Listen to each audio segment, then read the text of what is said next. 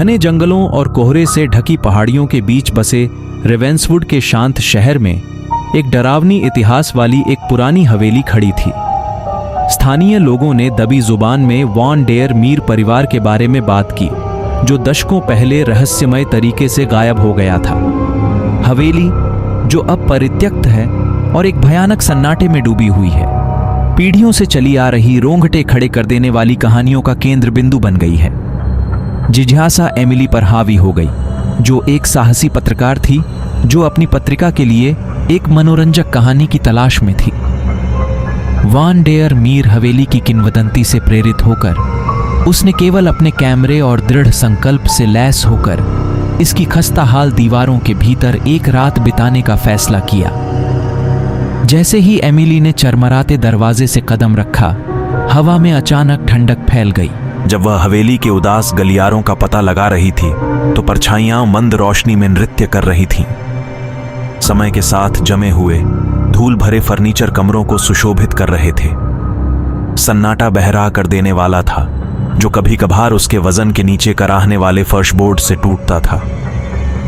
जैसे ही आधी रात करीब आई, एमिली ने अपना कैमरा भव्य हॉल में स्थापित किया, जहां एक समय के भव्य झूमर थे जो अब मकड़ी के जाले में लिपटे हुए हैं।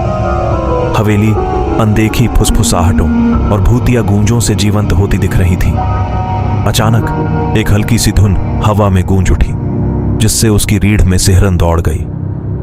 अफवाह थी कि यह वह भयावह पियानो धुन थी जिस रात वॉन डेयर मीर परिवार गायब हो गया था। सबूत हासिल करने के लिए दृढ़ संकल्पित एमिली ने हवेली के परित्यक्त बॉलरूम में वर्णक्रमीय धुन का अनुसरण किया।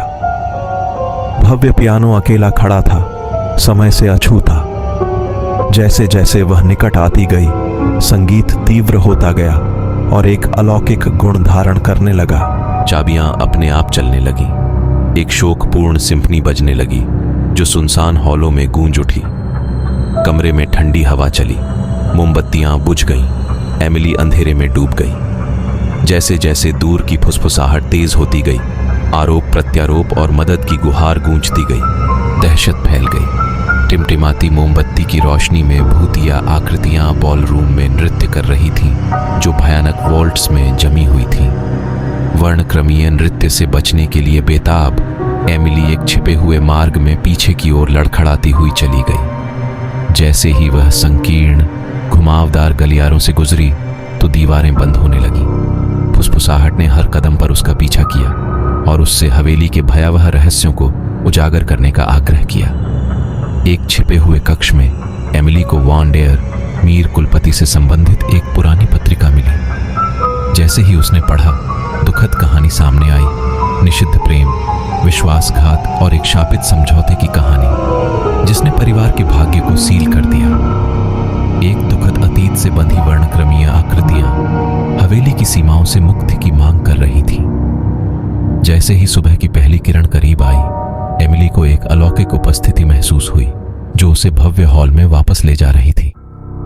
भूतिया आकृतियां एकत्रित हो गईं। उनके चेहरे पर दुख के भाव झलक रहे थे।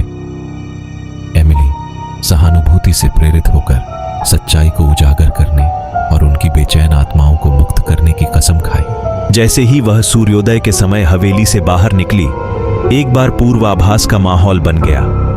रेवेंसवुड, जो अब वॉन डेयर मीर अभिशाप से पीड़ित नहीं थे, ने एक नए दिन की सुबह को गले लगा लिया। हवेली अब अपने वर्णक्रमीय निवासियों से रहित, चुप और स्थिर खड़ी थी। इसके रहस्यों का खुलासा उस साहसी पत्रकार ने किया जिसने अतीत की भयावहता का सामना करने का साहस किया।